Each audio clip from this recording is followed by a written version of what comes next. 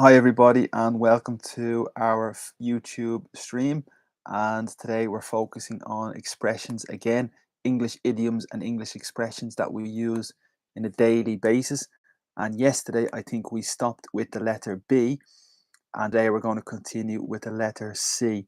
And we hopefully will just do a class for maybe 20 or 30 minutes. And the expression we finished with yesterday was by the skin of your teeth. And I will type that in the chat here so you can see. But this is a very famous expression, and it means that you can do something and you arrive somewhere just at that moment with nothing extra to spare. Of course, your teeth don't really have any skin, and that is exactly the point. So, for instance, you catch the bus by the skin of your teeth. So, you almost miss the bus, but you arrive just on time. So, you arrive there by the skin of your teeth. That was the last expression yesterday, and that was the end of the expressions related to the letter B. Now we move to the letter C, and the expression is to call it a day. That is the first expression beginning with the letter C, and basically it means that you want to end and to finish something. So if you are in a meeting and you want to finish the meeting, we typically say you want to call it a day, and that means you want to end and you want to finish. Also, we can say in this situation to wrap up the meeting, and this also means to finish the meeting in that sense too. So to call something a day or even to call it a night is very typical as well. And this might be when you are in the bar, you are in the restaurant, and you want to go home. You say, okay, let us call it a night. Let's finish.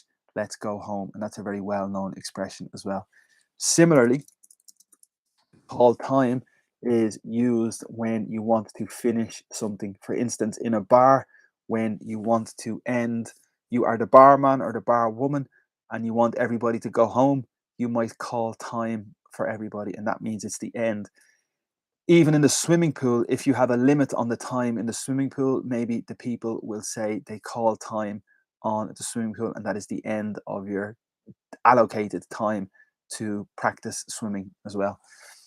Next, we speak about an expression related to a torch. And a torch in English has two different significances. The first is when you are camping, you have a flashlight to shine a light, and that is a torch. The second is to carry a fire. And if you think of the Olympians, the Olympics, and the athletes that carry the fire to the different destinations, this is the context here. So the expression is to carry the torch for someone, and it's related to a flame, and flames are synonymous with love and passion and romance. So if you carry the torch for somebody, this means you still have emotions, you still have passion, you still have sentiment and feelings for a person. So you are carrying the torch for this person you still admire and you still love a particular person, and that's a well-known expression as well. Next, we have the expression a cash cow, and the cow is the animal, but of course we must be careful because it could be considered an insult as well. However, a cash cow is when you look at the animal, you look at the cow with the perspective of a business, and the cow or the animal can provide money for you, cash for you. Therefore, he or she is the cash cow. They are producing money for you because you can sell the milk. In a similar way, you can say a business is a cash cow. It's providing and producing money for you. Like this YouTube stream. For instance, my lessons on YouTube streaming live are cash cows because people maybe can donate and support me after my lesson. So it's a very famous expression and it's a well known term and idiom. Next, we look at the expression a cat burglar. And the verb is to burgle, and this means that you are robbing a house. So if you burgle, it means that you are entering the house illegally and you are robbing and you are taking the contents of the house illegally. This is the verb to burgle, and the person is a burglar. So a cat burglar is the expression we use for the person who enters the house illegally but needs to climb like a cat to a high distance. So that is a cat burglar. It is the person who climbs to enter the house and climbs to really enter the house illegally. So that is considered a cat burglar.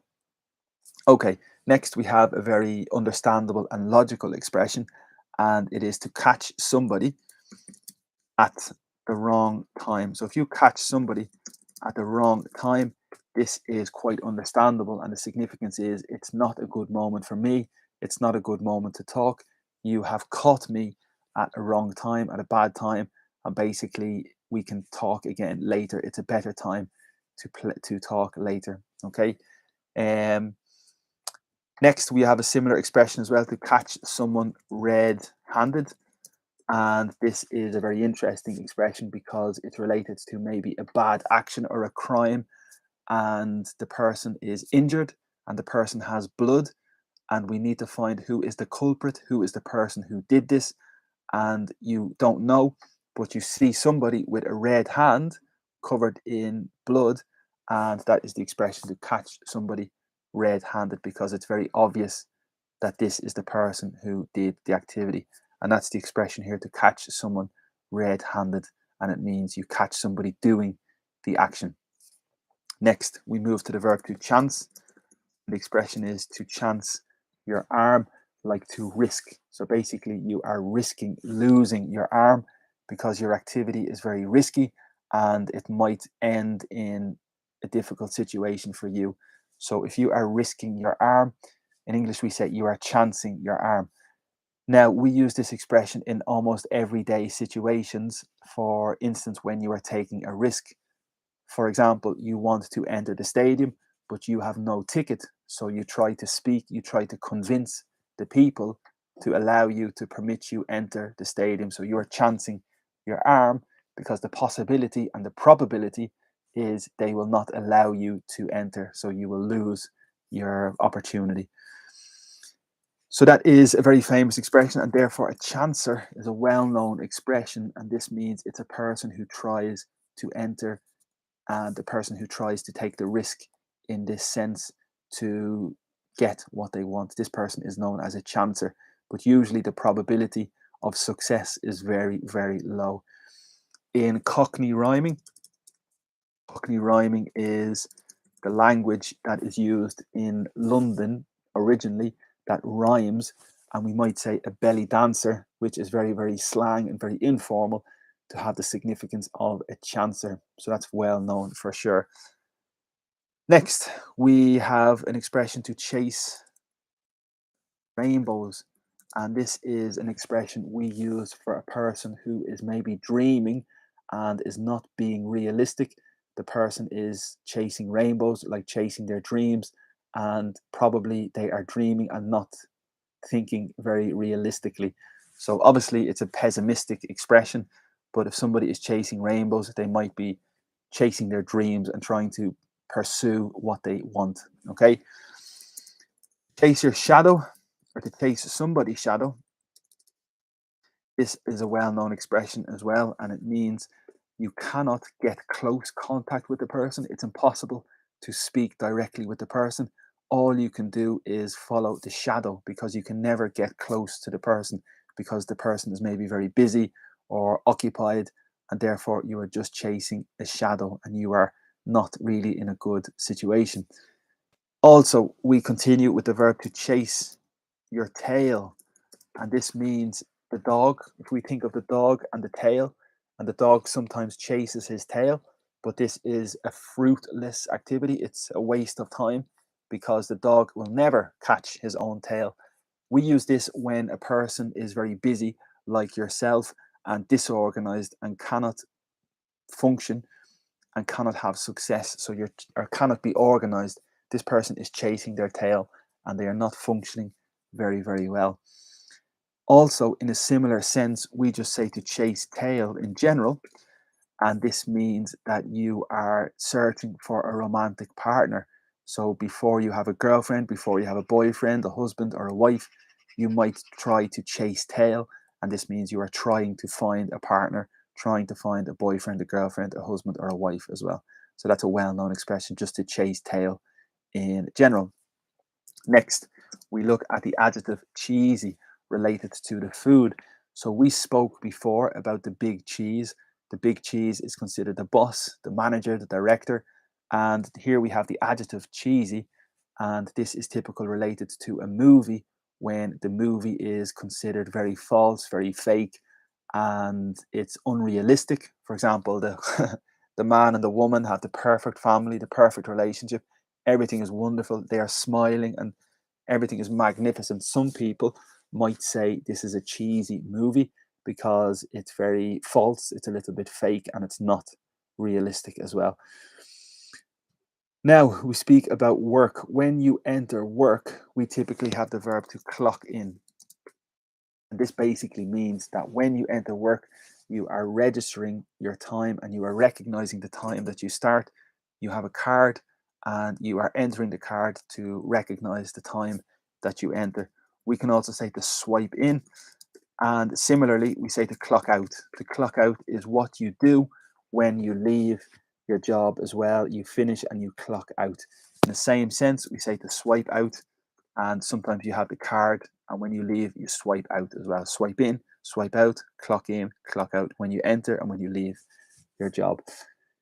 Now we have an expression that is close to home, and this basically means it's near to your home physically, but it could be emotionally as well. So this topic is very emotional for you and it's close to your home, which basically means it's very close to your emotions, very close to your heart, very close to your passions as well. So it's close to home. So you don't really like maybe speaking about it because you become very emotional and very sensitive as well. To give someone the cold shoulder is a very well known expression as well. And the cold shoulder is when you ignore somebody. So you signal you don't want to speak to this person by showing them your shoulder and you are more closed.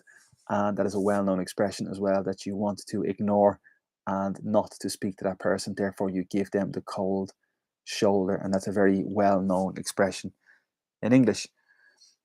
We have an expression next, and it is to come of age. And this is very similar to mature. So if you come of age, this means you are starting to mature. For instance, you're finishing university, you're starting a new job, you're buying a car, you're in a relationship, and you're buying a house. So you're really developing, you're really progressing, and you're really coming of age as well. We have a very peculiar expression next, and it means to cook someone's goose. And this basically means to ruin or to spoil or to destroy somebody's opportunity for success. So the person thinks they have an opportunity for success, but you cook their goose, and this means that you ruin or you destroy their opportunity for success. So that's a bit peculiar expression for sure. Next, we have a copycat, and a copycat is the person who repeats everything that you do or copies everything you do. For instance, if I lift my hand, you lift your hand, you copy me. If I put my hand on my head, you put your hand on your head. So you are a copycat. You are repeating everything I do. You are repeating everything I say or wear. You are copying me. Therefore, you are a copycat. When something is very expensive, we say it costs an arm and a leg. And this basically means it's really, really expensive and you almost lose your arm and you lose your leg because it is so expensive. Another way to say it is expensive, it is very, very steep. And that is a very famous way to say something is very expensive as well. It is very steep or it costs an arm and a leg. Also, we talk about a couch and a coach. The difference between a couch is a sofa and a coach is a trainer. So in this situation, it's like a sofa, a couch.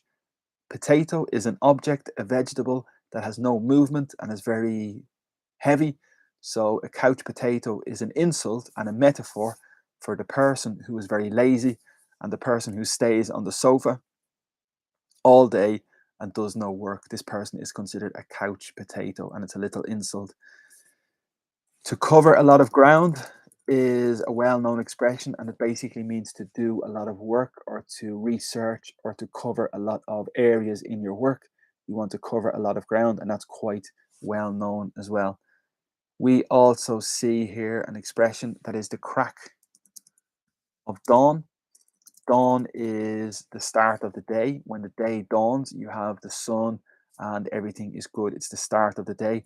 The crack of dawn is the very first moment that the day appears. So we say you wake up or you get up at the crack of dawn, and that means that you wake up at the very start of the day at maybe 5 o'clock, 6 o'clock, at the crack of dawn.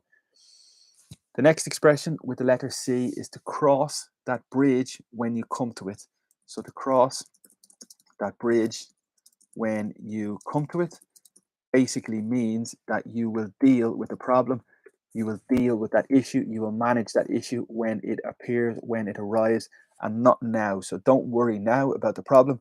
You will cross that bridge when you come to it. And that's a very well known and famous expression, that you will deal with the problem later and not now.